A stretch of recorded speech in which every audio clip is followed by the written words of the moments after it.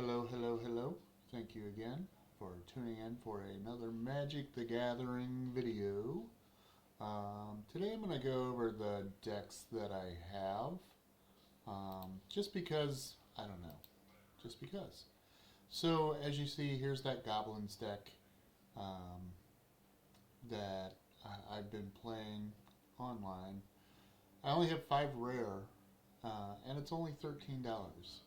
So this deck I will probably be improving, especially since there's more goblins, and it's only 13 because I really want to create decks that not only can you play them on a budget on Arena, but you can play them at your local game store. Cards that are going to go away are the Red Tiger Mechan. I'm sure that will go. Any of these that are just one, I'd like to have more Seer Slicer goblins. And they're not that expensive, so maybe I will. And then probably another Krenko. But we'll see what cards I get and how much they actually cost once everything calms down. And then I'll need to build a sideboard. I will probably not run the War Balloon either. It will probably be a very goblin-y, a very high count goblin deck. But I do like having some of these tricks as well. I like having the Cunning Maneuver, and it's very cheap. So we'll go with that.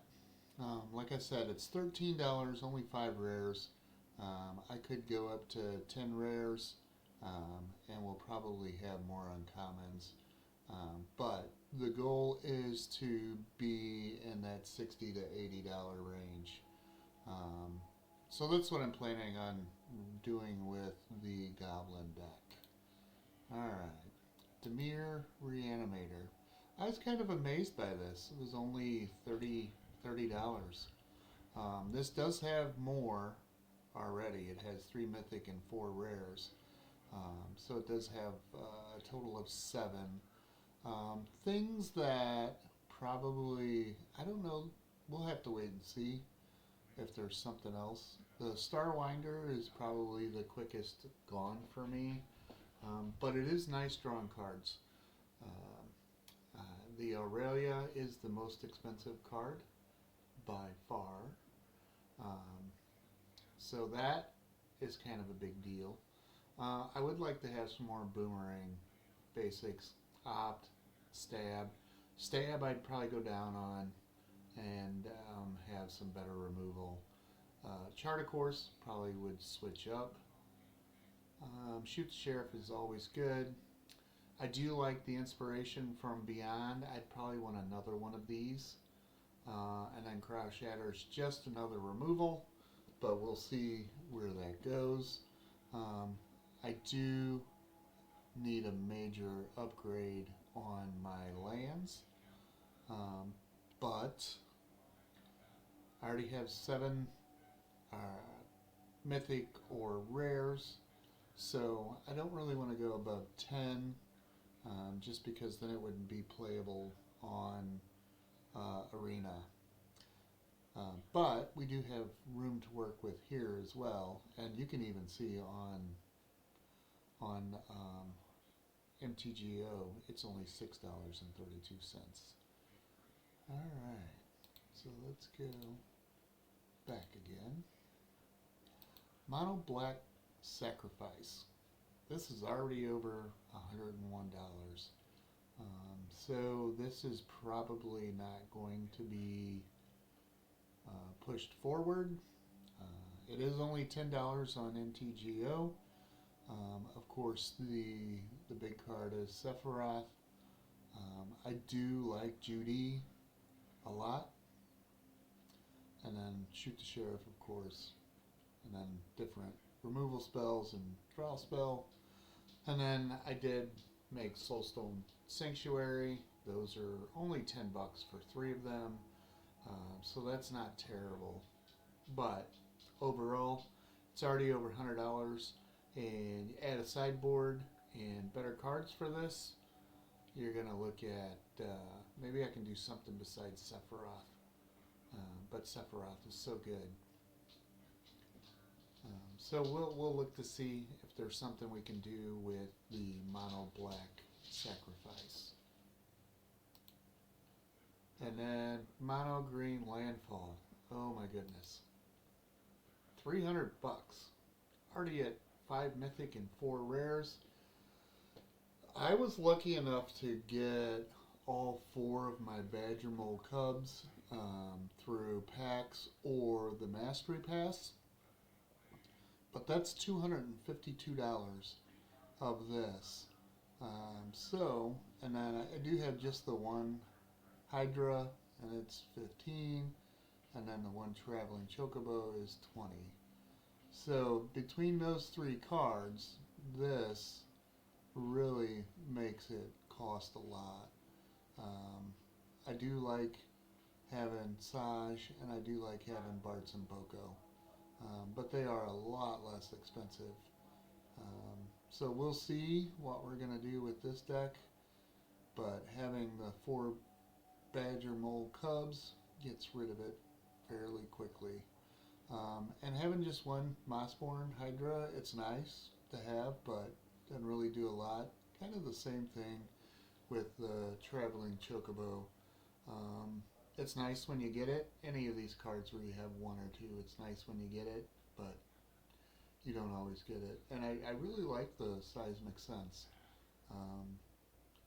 So we'll see how this goes going forward. I also like the Chocobo Kick. 18 Forest, 4 Evolving Wilds. And then this also needs a sideboard. So this deck will be fundamentally changed because this is just going to have to go. Because I would like to be able to take all of these decks that I play with and that I've made in a budget way on Arena and take them to my local game store and still have a competitive deck.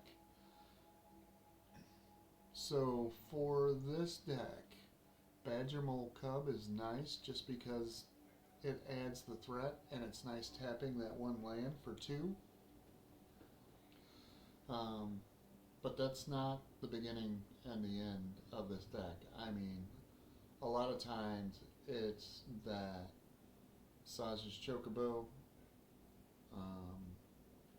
comes in and then gets real big, protecting it with Snakeskin Veil, being able to pull up birds with Sazh is nice. And I think this is kind of an underrated card. Having, the Saga creature is kind of nice. Nessian Hornbeetle, yeah, I think I can do better than that as well. So we'll see whenever we get to the new standard, which will start a week from today on Arena and a week from Friday in person. And I don't know if you're going to do pre-release,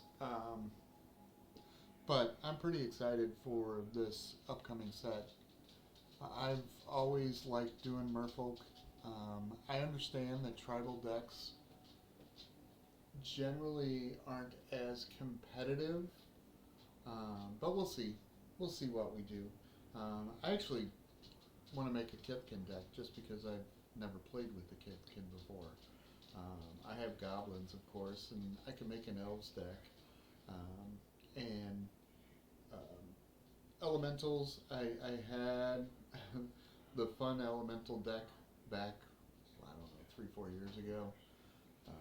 The multicolor elemental deck, that was a lot of fun. And you could pull out of nowhere with how many cards you could draw and how much mana you could create. It was awesome. I had a lot of fun with that. Something else I am thinking about doing is not upgrading the starter decks currently, but making new starter decks. And a lot of it would be, you know, the merfolk, the goblins, the kithkin, the elementals, and I'm drawing a blank on the others. But then you also have the giants, you have the fairies, you have all the different other styles that you play. So I'm thinking about making 10 new starter decks. I was hoping that Wizards of the Coast would do that, but they have not. So I'm probably going to do that as well. Of course, I won't be able to play them all because I'm not going to buy a whole bunch of cards to be able to craft other cards. But I may create them and go from there. See which ones I like. I do have the ability to create 27 common, 33 uncommon. I have 19 rares and 6 mythics, along with 7,600 coins. So, and then I also have a full boat of quests to do. I have 1 750 and 2 500. I have really struggled as of late to get more than 500. I think this is like only the second 750, and I re-roll every day. This is like the second 750 I've had in the week and a half. Everything keeps staying 500, and now, you know, we're down to a week before the next. I'm just gonna clear them all out. So if they're 750 or 500, I'm not gonna hold back. I'm just gonna go ahead and do it because I want to have as many coins as I can for whenever Lorwyn goes live. And I also have 2,100 gems, so I'm hoping that's going to be about 2,900 as I'm working on the mastery. I have 400 in just a couple levels at 37 and then 49. So I'd really like to get to 49. I don't know that I will, but I'm going to push it, and we'll see where we go from there. So that's going to do it for today. Please let me know if you liked this kind of a video. Again, Goblins, Dimir, Reanimator, Mono Black, and Mono Green. They will undergo some changes. You know, Goblins is the least expensive at 13, and of course Mono Green Landfall was the most expensive at 300. And it's nice having the Cub, but I would never ever spend $252 on a card. Just one, even if it's the full set. I wouldn't do that unless for some reason I win the lottery, or I get super competitive. I don't know how that would work, but hey, that's what it is. So thank you very much for watching. I appreciate it. I am getting so close to 50 for my subscribers. Please do me a favor, hit that subscribe button. I'm going to keep bringing more content. It is going to be more budget based, but I want it to also be very competitive. And it doesn't always happen overnight. And then also, I am going to try to be making 3 decks this year that I can play live. And they are going to be with sideboards. And they're going to fall between the $80 and $100 range. So stay tuned for that. That is what I'm working on.